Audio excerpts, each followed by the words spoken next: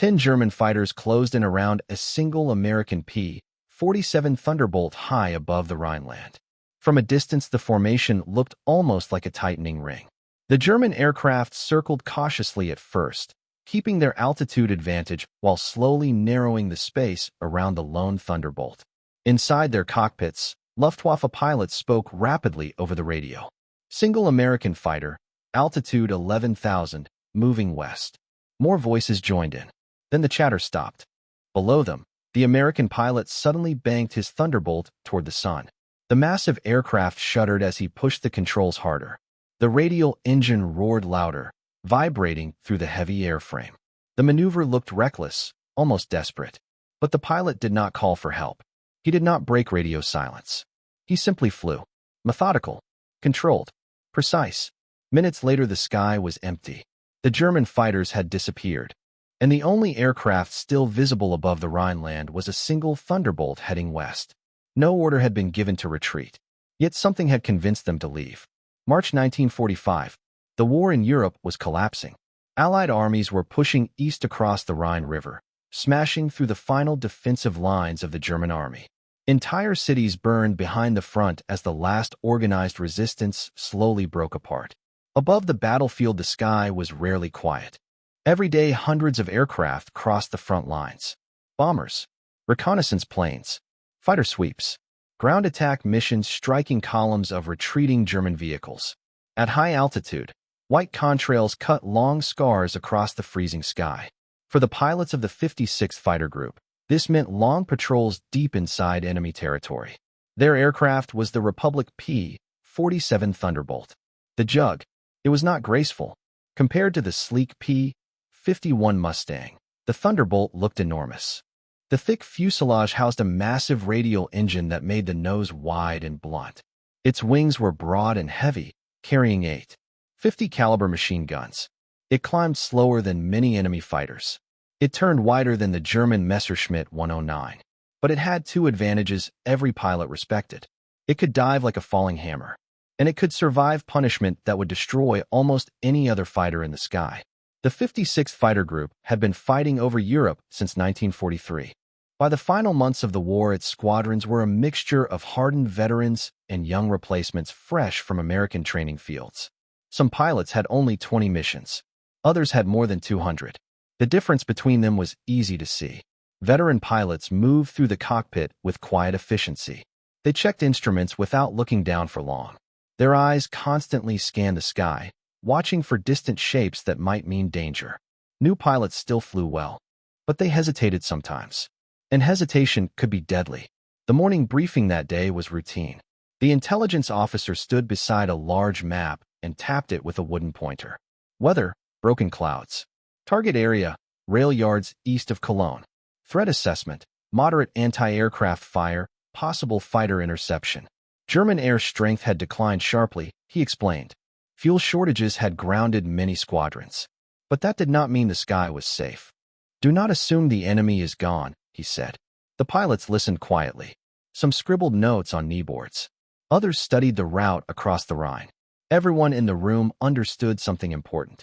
Allied fighters now outnumbered German aircraft heavily. But numbers alone did not guarantee survival. One burst of cannon fire from the wrong direction could still end a mission instantly. Outside on the flight line, ground crews worked quickly. Fuel trucks rolled past the parked Thunderbolts.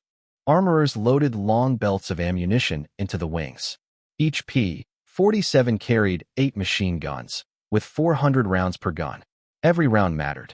A jammed gun in combat meant less firepower when it counted most. One by one, the engines came to life. The Pratt & Whitney R-2800 radial engines coughed, sputtered, then roared into a deep mechanical thunder. Exhaust smoke drifted across the concrete. Pilots climbed into cockpits still cold from the night air. Harnesses tightened. Oxygen masks checked. Control sticks moved smoothly. Instrument needles settled into safe ranges. Takeoff came in staggered groups. For Thunderbolts rolled down the runway. One after another, they lifted into the gray morning sky. Soon the aircraft assembled into formation. 16 fighters spread across the air in a loose tactical pattern and turned east. Below them, the countryside looked peaceful. Fields, forests, villages. At 12,000 feet, the Rhine River appeared below like a narrow silver ribbon. They crossed it. German territory. The radio crackled with occasional updates. Position checks. Weather reports. No enemy contacts. The bombers they were escorting were already turning for home miles ahead. Everything seemed routine. Then a new message came across the frequency. A single P-47 from another flight had become separated. Last seen near Koblenz. Heading west. Under pressure. No further details. The radio went quiet again. The pilot involved did not appear by name in official mission reports. Only aircraft serial numbers were recorded. But squadron records and later interviews would slowly piece together who he was. A first lieutenant, in his mid-20s. Before the war, he had worked as a mechanic at a small airfield outside San Antonio, Texas. He was not loud in the ready room. He did not chase attention. He did not decorate his aircraft with victory markings. He simply flew his missions. Calmly. Efficiently. And by March 1945, his logbook showed more than 70 combat sorties. Somewhere above the Rhineland, the lieutenant realized he was alone. His flight had disappeared into the broken cloud layers behind him. The radio remained quiet despite a short call he made over the frequency. Either they were too far away to hear him, or the signal was lost inside the shifting weather. He checked his instruments calmly. Compass heading, correct. Fuel level, acceptable. Engine temperature, steady. Everything looked normal. Except for the sky. Because when he looked up and to the right, he saw them. High at 1 o'clock, climbing through the pale morning air. At first they looked like small dark specks. Then the shapes grew clearer. A formation of fighters. 8, maybe 10. They were banking in a climbing spiral, slowly gaining altitude. Focke-Wulf 190s. The German aircraft were compact and aggressive in design, their short wings and radial engines giving them a solid, muscular appearance. Camouflage patterns of green and gray covered their surfaces, blending them into the cloud shadows. They had not seen him yet. Or if they had, they were positioning themselves carefully. Either possibility meant the same thing. Danger. The Focke-Wulf 190 was one of the most dangerous fighters in the European sky. It climbed quickly. It rolled faster than almost any Allied aircraft. And its weapons were devastating. Machine guns combined with 4 powerful cannons capable of ripping apart enemy fighters in seconds. Against a single target, the Focke-Wulf was lethal. Against a lone Thunderbolt, 10 of them together created a situation few pilots survived. The lieutenant did not panic. Instead, he adjusted his course slightly, banking the Thunderbolt just enough to keep the German formation in sight. He did not dive away. Turning his back would invite pursuit. He did not climb either. The Thunderbolt could not outclimb the Focke-Wulfs. So he maintained his altitude, maintained his speed, and watched carefully. Within seconds, the German formation began to split. 4 fighters peeled away from the group and curved downward in a wide arc toward his left side. The other 6 continued climbing before rolling into a steep dive from above. It was a textbook attack. One group approaching from the side, the other descending from above. If the American pilot tried to avoid one attack, he would expose himself to the other. The lieutenant did not call for help. The radio carried distant fragments of other conversations, pilots talking somewhere far away, other battles happening beyond the clouds. None of it mattered. He was alone. He pushed the throttle forward. The Pratt & Whitney radial engine roared louder. The Thunderbolt surged ahead as its speed climbed past 300 miles per hour. Then he turned the aircraft directly toward the 4 German fighters approaching from the side. Not away from them, toward them. Every instinct told a pilot to escape when facing superior numbers. Training manuals emphasized evasion, survival through distance.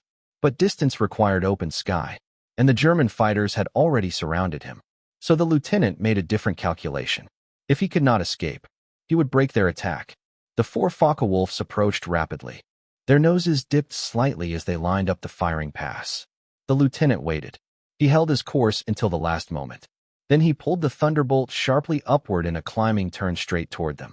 The maneuver was sudden and violent. The heavy fighter strained against the turn. Airspeed dropped. But the geometry of the attack changed instantly. German tracers flashed past his canopy. Too high. Too wide. Their aim had been spoiled. The 4 Focke-Wulfs shot underneath him, their firing pass wasted. But the second group was already diving.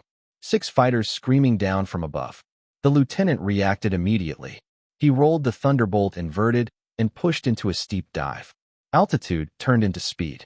The aircraft accelerated rapidly, for 100 miles per hour, then faster. The airframe began to shudder under the growing pressure. But the Thunderbolt was built for dives like this. The lieutenant aimed for a narrow gap between two of the diving German fighters. Most pilots would have pulled away. The instinct to avoid collision was powerful, but he held the dive. The Focke-Wulfs split apart violently to avoid him. Their carefully planned attack shattered in seconds. He pulled out of the dive at about 6,000 feet. The Thunderbolt groaned under the heavy G-forces. Around him, the German fighters scrambled to reorganize. Some climbed again to regain altitude. Others circled wide, trying to reposition. Their advantage had not disappeared, but their coordination had, and chaos was far easier to survive than precision. The lieutenant did not attempt to chase them. Instead, he turned west again and pushed the throttle to maximum. The Thunderbolt roared low across the landscape. Hills and valleys passed beneath him as he used the terrain to break line of sight. The German fighters followed, but now they pursued individually rather than as a formation. One attacker closed quickly from behind. The lieutenant jinked sharply left, then right, then dropped into a shallow dive. Cannon shells streaked past beneath his wing. The German pilot had overshot. Too much speed. He pulled upward to avoid crashing into the ground. A second fighter approached from the right. This time the lieutenant turned directly into him. He squeezed the trigger. All 50 caliber machine guns fired at once. The Thunderbolt shuddered as streams of tracer rounds tore through the air. The Focke-Wulf broke away instantly, unwilling to fly directly into the storm of bullets. The chase continued. Minutes stretched longer than they should have. The lieutenant flew low across the Rhineland, weaving between hills and valleys. Behind him, the German fighters kept trying. But the easy victory they expected never appeared.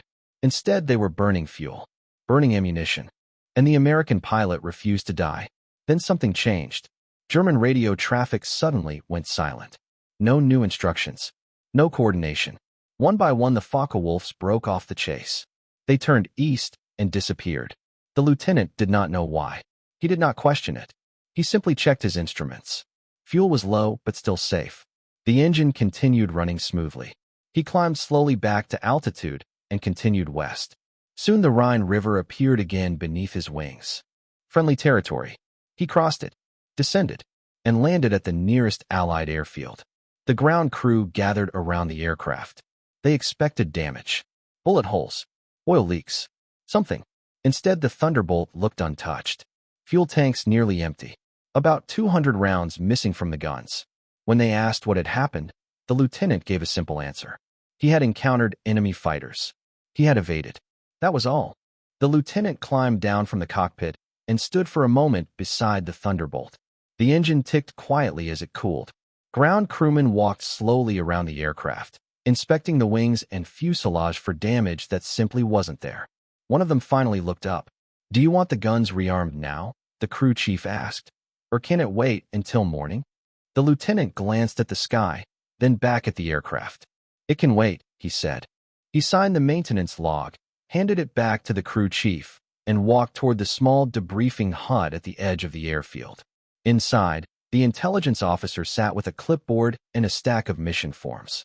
The lieutenant described the encounter the same way he described every mission. Calmly. Precisely. Altitude. Heading. Estimated number of enemy fighters. Duration of the engagement. Outcome. No embellishment. No drama. Just facts. When the officer asked whether he wanted to file a claim for any destroyed enemy aircraft, the lieutenant shook his head. "No confirmed hits," he said. They broke off. The report was typed, stamped, and filed. One American fighter. Multiple enemy aircraft. No losses. No claims. In a war where thousands of sorties were flown every day, the encounter barely stood out. But the effects of those 10 minutes over the Rhineland traveled much farther than the paperwork suggested. In the weeks that followed, Allied intelligence officers began noticing subtle changes in German fighter behavior. Reports from different squadrons described the same pattern. Enemy interceptors were breaking off attacks earlier. German pilots were less willing to commit to long pursuits. Some engagements ended after only 1 or 2 passes. Official explanations pointed to the obvious problems facing the Luftwaffe by 1945. Fuel shortages, exhausted pilots, collapsing infrastructure. All of those factors were real. But there was something else happening as well. The German pilots who remained alive were adapting. They had learned that Allied fighters, even isolated ones, were not easy targets anymore. The Americans were flying rugged aircraft like the P-47 that could absorb heavy damage. Their pilots were increasingly experienced. And most importantly, they were confident. A lone American fighter might look vulnerable, but it might also be flown by a veteran who could turn a quick attack into a long, expensive fight. And in the final months of the war, time and fuel were resources Germany simply did not have. The lieutenant's encounter illustrated that problem perfectly. He had not shot down any of the German fighters. He had not performed any spectacular aerobatics. What he had done was simpler. He had forced the enemy to keep trying. Every attack required them to climb, dive, accelerate, and reposition. Every maneuver burned fuel. Every missed firing pass cost time. Eventually, the cost of continuing the fight became greater than the value of the kill. So they left. In March and April of 1945, several similar encounters occurred across Western Germany. Lone Allied fighters sometimes survived attacks by superior numbers simply by refusing to panic. Veteran pilots began sharing the same quiet advice with younger men. Stay calm. Do not run blindly. Turn toward the attack if it disrupts the enemy's aim. Use the strengths of your aircraft. Speed in the dive. Heavy firepower. Durability. Make them work for the kill. If you survive long enough, help might arrive. Or the enemy might decide the fight isn't worth the cost. The 56th Fighter Group continued flying missions until the final weeks of the war. The lieutenant kept flying as well. Escort missions. Ground attacks. Patrols across a Germany that was steadily collapsing beneath Allied pressure. His final combat mission came in late April 1945. A few weeks later, the war in Europe ended. Germany surrendered. The lieutenant returned to the United States. He went back to Texas, to the same small airfield where he had once worked as a mechanic before the war. He repaired civilian aircraft again. Pipers, Cessnas, crop-dusting biplanes. He married, raised children, and spoke very little about the war. When people asked what he had done during World War II, he usually answered the same way. I flew fighters. Nothing more. His military file looked ordinary. Service dates, promotions, mission totals, standard campaign medals. No special decorations. His name did not appear in books about famous aces or legendary air battles. But among the men who had flown beside him, his reputation endured. They remembered the quiet pilot who rarely raised his voice. The one who stayed calm when others panicked. The man who once flew alone into 10 enemy fighters and came back. There is a photograph taken in 1947 at a reunion of the 56th Fighter Group. The war has been over for 2 years. The pilots stand together on a runway beside a restored P-47 Thunderbolt placed there for display. They wear civilian suits now instead of flight jackets. Some are smiling. Some squint into the sunlight. The lieutenant stands near the back of the group, not in the center, not trying to be noticed, just another man among many. Decades later, historians studying Luftwaffe radio intercepts discovered something unusual. During one engagement over the Rhineland in March 1945, German radio traffic contained a brief command that stood out. Abort the chase. The wording was uncommon. German fighter doctrine emphasized aggression. Pilots were normally encouraged to press attacks until the enemy was destroyed or forced down. Yet in this case, the order had been clear. Break off. Return to base. At first, historians could only guess which engagement it referred to. Dates matched. Locations matched. Aircraft types matched. But confirmation came years later from an interview with a former German pilot. He remembered the fight. They had chased a single American fighter. Again and again they tried to attack. Each time the American turned into them, ruining their aim. Minutes passed. Fuel burned. The American kept flying. Finally, their flight leader spoke over the radio. Abort the chase, he said. The American is bleeding us dry. The interviewer asked the German pilot if he had felt defeated. The man thought about it for a moment before answering. Not defeated, he said. Outplayed. The difference mattered. Defeat meant being overwhelmed by superior strength. Outplayed meant losing because someone executed better. The lieutenant had not destroyed the German fighters. He had simply managed the fight better than they had. He had turned their advantage into a problem they could not solve. This story is not about an ace. It is not about a dramatic victory in the sky. It is about something quieter. A pilot who understood his aircraft, who understood how air combat actually worked, who knew that survival sometimes depended less on daring and more on discipline.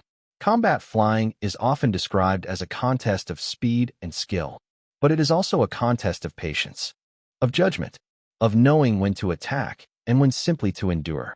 On that morning over the Rhineland, 10 enemy fighters tried to kill one American pilot. They failed, not because he shot them all down, not because he performed impossible maneuvers, but because he stayed alive longer than they could afford to keep trying. The lieutenant died quietly in 1982, surrounded by family. His obituary mentioned his wartime service. It did not mention the day he faced 10 enemy fighters alone and made them turn away. The sky over the Rhineland is quiet now. No fighters, no contrails, no radio calls. But the lesson remains. Courage is not always loud. Sometimes it is simply the refusal to panic. Sometimes it is patience under pressure.